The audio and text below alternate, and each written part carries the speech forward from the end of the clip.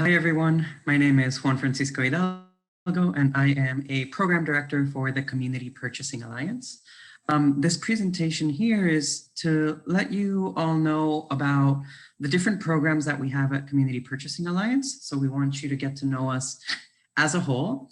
And then I also want to talk specifically about a program area that we've been developing very strongly, which is around PPE and COVID response supplies purchasing.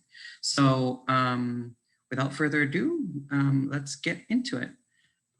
So the Community Purchasing Alliance basically is a group purchasing organization that supports local institutions, community institutions such as houses of worship, charter schools, nonprofits, and even small businesses to better make use of their collective purchasing power by buying together the goods and services that they need to operate their building spaces or sustain their operations. So for example, we support multiple areas like utilities. So for example, buying electricity together, buying natural gas together, physical goods such as PPE, right? Services such as janitorial, waste management, even school lunches, and so on and so forth. And so the Purchasing Alliance started in 2011 when about 12 representatives from the Washington, D.C. area, these 12 churches, they realized that they were spending more on electricity than on their pastors' salaries.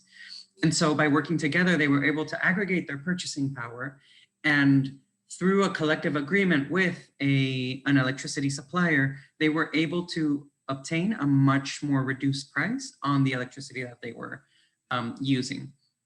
And so once they realized that they could save thousands of dollars this way, they said, well, if we can do this with electricity, what else can we do it with, right? And so fast forward 10 years, and today we support, as a purchasing alliance, group purchases with hundreds of community institutions across over 9 states, saving money, and also central to our mission is helping disadvantaged businesses grow. And so the impact has been, over these past years, because we are a cooperative, we are member owned, which basically means that the organizations that participate with us have an option to be owners and therefore help dictate the direction of the cooperative and also be entitled to receiving dividends.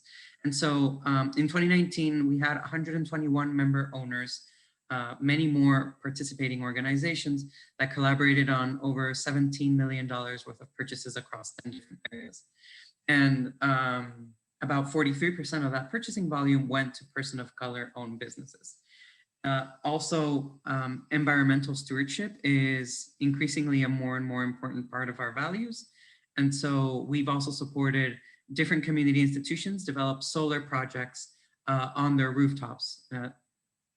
In the past years, we've done over 35, leading to over $15 million of savings across 20 years projected, right? With more than $1 million reinvested into frontline community institutions. And so how does the Purchasing Alliance work? Well, we're at the center between all sorts of institutions and different vendors, where we basically try and facilitate practical collaborations between institutions that maybe traditionally operate in a very isolated way. Maybe they don't collaborate this way, at least when it comes to purchasing, right? We see this very often in the situation of houses of worship or even charter schools where, they collaborate on subject matter issues around, their main activities, but maybe not around the procurement or operations activities that happen along the side, right? And so we help these institutions basically collaborate with each other in new ways. We collect market insight around different areas of interest. We work with them to identify solid vendors that are not only aligned with, their actual needs for products or services, but also in their values. And we help facilitate sort of these new contractual relationships. The Purchasing Alliance itself establishes or sustains itself rather through a rebate that it collects from vendors, but all in all, because it's a group purchasing arrangement, one of the key metrics of success in any given purchase is also if we're able to either secure savings for the member institutions, so have them pay less now moving forward than what they were paying before, or maybe secure a better service, right? Maybe the price is more or less the same, but the improvement in service levels was really the objective. Or, you know, a variety of other success metrics. In particular for PPE, for instance, we see that even the possibility of helping them obtain supplies is already a measure of success. And so because the cooperative collects rebates from the vendors, it obviously pays its staff, it pays for its costs, and then at the end of the year, when there's profits, it pays out dividends to the different member owners. And so here you can also see a different set of services that the Purchasing Alliance helps provide, including all sorts of repairs, utilities, building maintenance, and most recently, PPE. And so right now we know that you know, COVID response supplies are really high on the list of needs for many institutions. And so when we think about, you know, how can an institution or a group of institutions who are considering the possibility of entering a group purchase together, you know, how can they start, right? And so when it comes to buying supplies together, the benefit is that even grouping with other institutions, buying in bulk, many of us understand the concept of buying in bulk. And so it's an easy way to imagine how maybe instead of just buying one thermometer myself, for instance, we can get together with 10 institutions and buy 10 together and simply get a reduced unit cost for each of them. So for that reason, I want to explain a little bit more about the PPE process in hopes of helping you understand a more tangible case around where the Purchasing Alliance can really add value. So for the PPE program, we've basically found three main pillars where we've been able to contribute in the PPE program. For starters, when COVID started, for many of our houses of worship and schools, it had been the very first time that we all needed to buy PPE and COVID response supplies without much experience in this field or healthcare in general. And so without prior knowledge, navigating the space, especially more towards when the pandemic started as well, where there were all sorts of counterfeit products being detected in the market, having an organization that can sort of help track down and navigate the space was something that many of our institutions really appreciated. But then it's not only a matter of, you know, separating the wheat from the chaff, but also understanding, well, now that we know what products are real, what suppliers are real, how can we actually execute a procurement at a large scale with multiple institutions in a way that creates this group purchasing advantage. And so based on that, we've worked with one of our vendors to create a simple e-commerce platform with a curated set of products that have been made available at very reasonable prices. And because you know, PPE is a new expense for most of us, to making sure that we can get a good price is critical, right?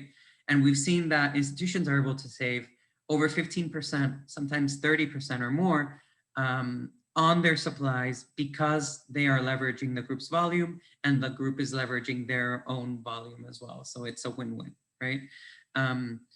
Many group purchasing efforts, particularly around, say, janitorial services or utilities like electricity, natural gas, or even waste management, they require the renegotiation of a new contract that can span years, right? But for institutions who don't have experience, say, collaborating in a group purchase together and would rather, you know, try it out in a more transactional and low risk way without any contracts, the purchasing of supplies becomes a really powerful opportunity, simply because you are open to the option of purchasing supplies and you can do it now with a group. And if you don't ever want to do it again, you don't have to, right? And you can see it as a way where you could potentially compare a quote that you might get from a vendor if you did not participate in a group, and then see what you could have gotten participating in a group. And that in itself provides a really strong business case for participating in group purchasing. Finally, the last pillar that we really focus on is working mostly with women and person of color owned businesses. And this is because the Purchasing Alliance's values are centered on creating economic opportunity for disadvantaged groups, groups that have been traditionally at a noticeable disadvantage due to all sorts of discrimination when it comes to the institutional contracting space. And so trying to contribute in ways where we can alleviate these issues, particularly as they relate to the US, we are intentional about prioritizing working with women and person of color owned businesses, right? And to the extent where 40% of our purchases have gone to person of color owned businesses, or 40% of the purchasing volume, and of the remainder, about 50% goes to women owned businesses. And so when we talk about PPE and COVID response supplies, what products do we mean specifically? We mean all sorts of disposable masks, right, for adult and for children. So the surgical 3-ply, the non-surgical 3-ply KN95s. We're talking about reusable masks as well. So layered 3-ply black cloth masks, or high quality antimicrobial reusable masks, or customizable masks even. We also talk about other kinds of PPE like reusable face shields, heads and shoe coverings, isolation gowns, gloves, right, nitrile or vinyl. And then when we talk about COVID response supplies, we talk about, say, disinfectant sprays, plastic barrier or plexiglass screens. We talk about no contact thermometers, hand sanitizer, disinfectant wipes, air purifiers, and even signage, right? Or signage for, maintaining a 6 feet social distancing reminder, or the traffic of a hall, right? And based on the way that group purchasing works, what we would do here is, to help visualize the process is, we would start, say, we would open up a link for our e-commerce platform, which would be designated specifically for this round of group purchasing, which, by the way, tends to happen about once a month. And so during this window that the group purchase is open, which lasts generally 7 to 10 days, you're able to add your products on a cart, right?